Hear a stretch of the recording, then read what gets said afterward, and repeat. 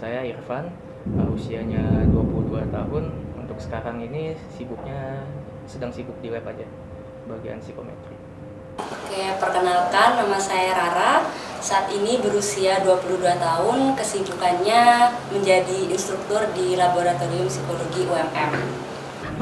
Nama aku Gaitza Zahira Sofa, usianya sekarang 20 tahun, kesibukannya cuma lagi nyusun skripsi sama jadi asisten laboratorium aja.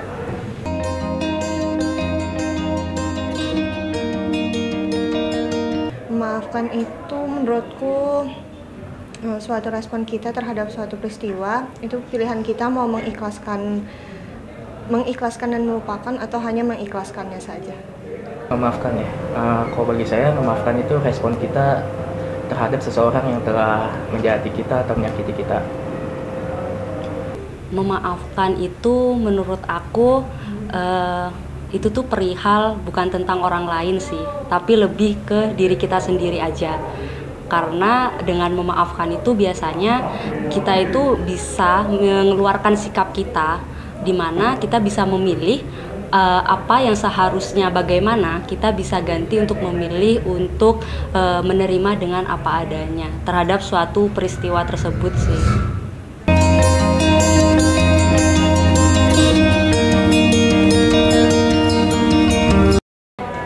Penting sih menurut aku, karena kalau kita nggak memaafkan, pasti secara nggak langsung diri kita sendiri tuh akan ada yang tertahan kayak gitu, ngeganjel kayak gitu. Jadi dengan kita memaafkan itu bisa untuk kita merilis lagi apa yang harus kita perbaiki. Dengan ketika ada permasalahan itu lagi, kita sudah siap kayak gitu, dengan kita juga tahu apa yang akan harus kita lakukan kayak gitu.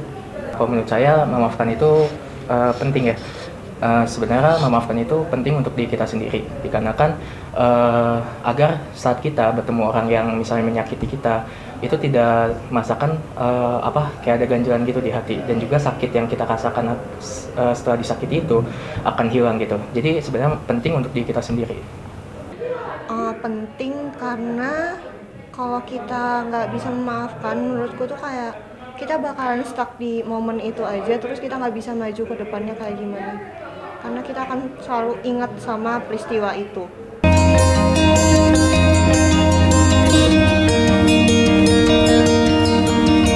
Peristiwa yang menurutku paling membekas gitu soal memaafkan, itu ada dikhianati sama sahabat sendiri. Itu yang paling membekas, dan itu kayak sakit banget, dan akhirnya aku memilih untuk hanya mengikhlaskannya aja, memaafkannya, tapi aku nggak bisa lupa sama kejadian itu. Ini sih mungkin lebih ke relationship ya, karena mungkin rasanya dikhianati tuh sakit ya kayak gitu.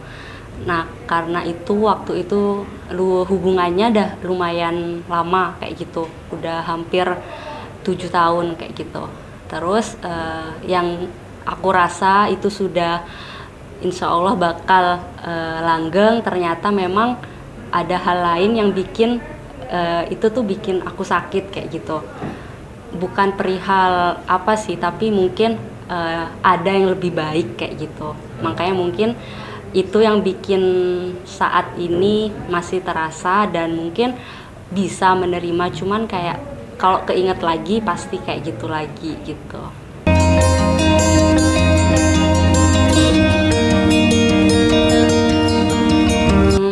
Ini sih kasihan ke diri sendiri aja kayak gitu, karena kalau aku terus terperangkap sama momen itu, kayaknya aku nggak akan berkembang juga kayak gitu.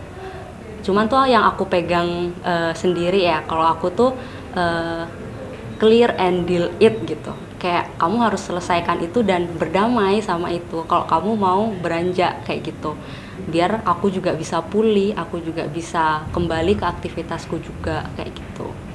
Akhirnya aku memilih memaafkannya itu karena aku nge-clearin dulu semua masalahnya, aku omongin semuanya.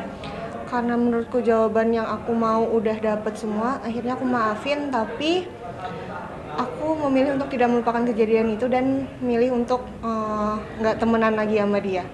Kayak lebih baik aku menjauhkan diriku daripada aku dekat sama dia, akhirnya aku selalu ingat sama kejadian itu dan yang membuat aku sakit hati.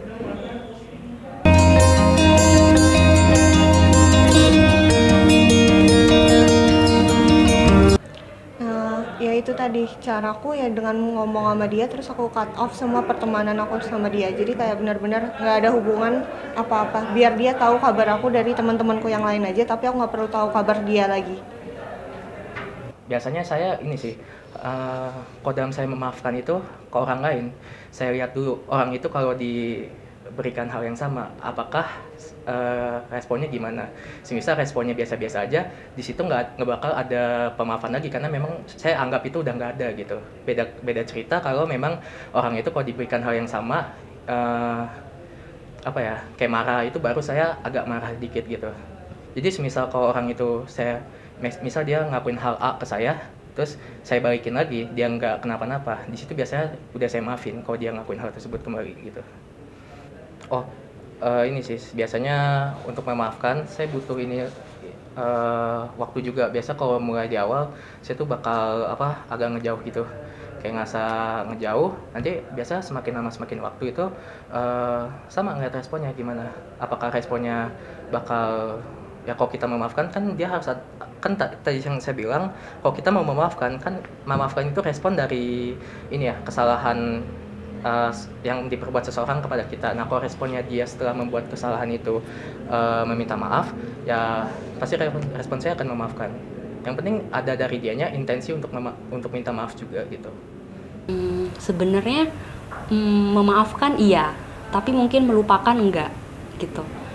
Karena kalau kalian pernah dengar ya, katanya sih gini, kalau orang bodoh itu dia itu tidak memaafkan dan tidak melupakan.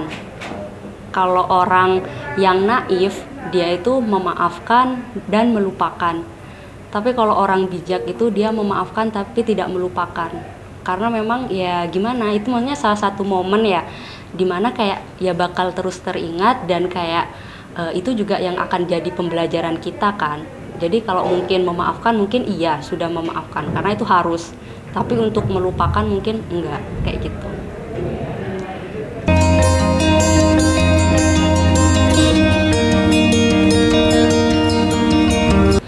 Ini sih lebih ke balik lagi ke diri sendiri, kayak permasalahan itu tuh bukan salah satu masalah yang harus dipermasalahkan banget gitu.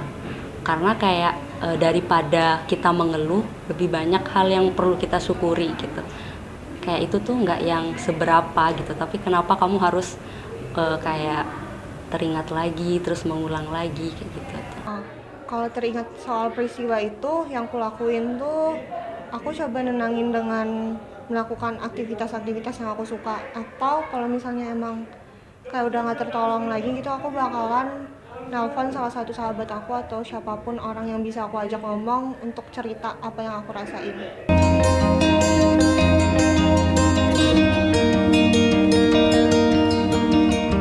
Bisa berdamai dengan diri sendiri sih. Mungkin kita nggak bisa ya ngontrol orang lain kan, memang yang bisa kita kontrol memang diri kita sendiri. Jadi memang seperti yang di awal, memaafkan itu bukan untuk orang lain tapi untuk diri kita sendiri. Jadi kalau kita sudah damai, ya berarti kita sudah bisa memaafkan orang lain. Jadi cara memang berdamai yang paling efektif menurut aku, ya terima dulu itu permasalahan itu, selesaikan dan clear itu tadi. Dampaknya aku jadi lebih milih-milih buat percaya sama orang, terus tapi juga aku jadi lebih bisa mengikhlaskan orang lain lah, karena nggak semuanya bisa stay sama kita. Jadi kayak lebih baik udah let it flow aja semuanya.